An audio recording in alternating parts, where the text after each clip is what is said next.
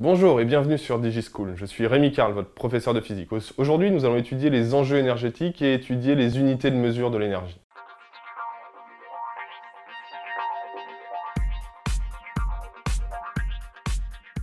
S'il y a une grandeur physique qui a énormément d'unités, c'est bien l'énergie. Pourquoi? Parce que du coup, c'est une grandeur qui est utilisée par énormément de corps de métier.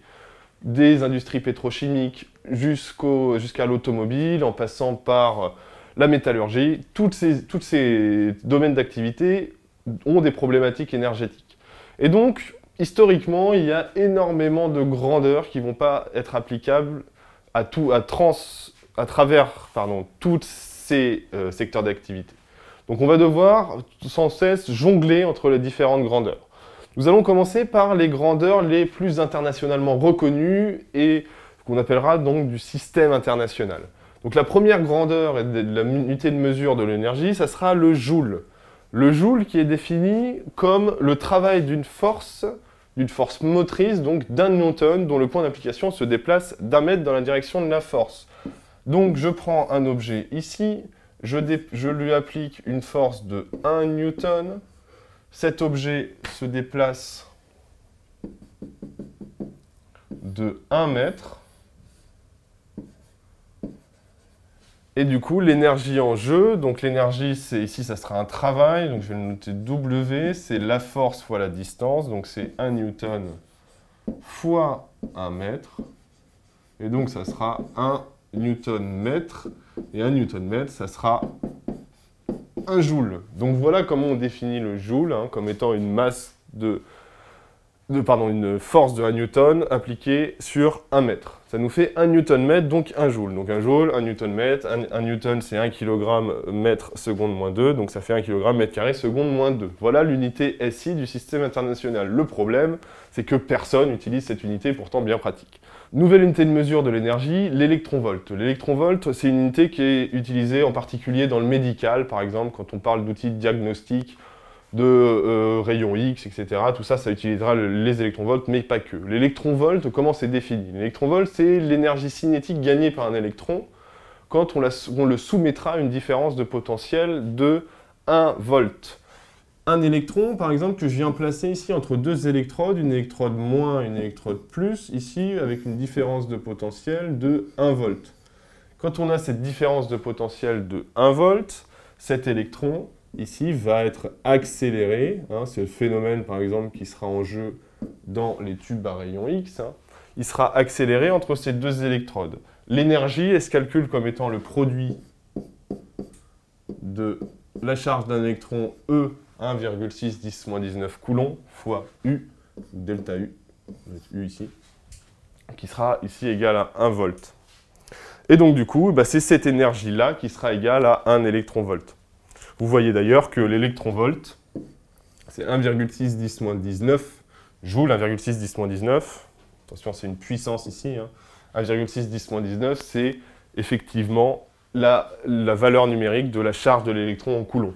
La calorie, maintenant, c'est une unité de mesure de l'énergie également qui sera utilisée, alors d'une part, soit en thermodynamique, soit dans le domaine de la nutrition. Attention, dans le domaine de la nutrition, une calorie sera en fait une kilocalorie qu'on va étudier ici, ne pas s'y méprendre.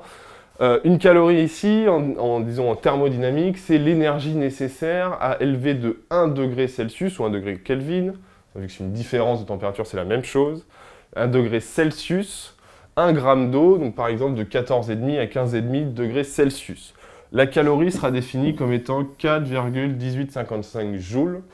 Donc voilà pour cette nouvelle énergie. Donc thermodynamique essentiellement et nutrition. Le kilowattheure maintenant, c'est l'énergie qu'on a déjà vue. Donc le kilowattheure, c'est l'énergie la mesure de l'énergie qui est utilisée par les distributeurs d'énergie, type EDF. Donc c'est l'énergie, pareil aussi, l'énergie consommée par un appareil de 1000 watts, sèche-cheveux par exemple, pendant une durée d'1 heure. Donc voilà une nouvelle mesure de l'énergie. Celle-ci, on la connaît bien parce que c'est ce qui nous coûte des sous. Les autres aussi, mais celle-ci, on la connaît spécifiquement là-dessus. EDF, c'est à peu près 15 centimes le kilowattheure. Une nouvelle énergie donc, qui vient de nos amis et confrères anglo-saxons, qui est le British Thermal Unit, qui est une unité donc, anglaise, qui va, comme d'habitude, nous ennuyer un peu comme les pouces pour les unités de mesure, parce qu'elle est vraiment relativement bizarre. Donc ici, ça sera la quantité de chaleur nécessaire pour élever d'1 degré Fahrenheit, ici, donc une nouvelle unité encore de mesure de la température, une livre anglaise d'eau pour une atmosphère d'Abar. Donc voilà, tout un tas d'unités qui ne sont pas du système international. Et malheureusement pour nous, les Anglais restant quand même assez dominants dans le domaine de l'industrie, il faudra bien s'y plier. Et un BTU sera donc de 1055 joules.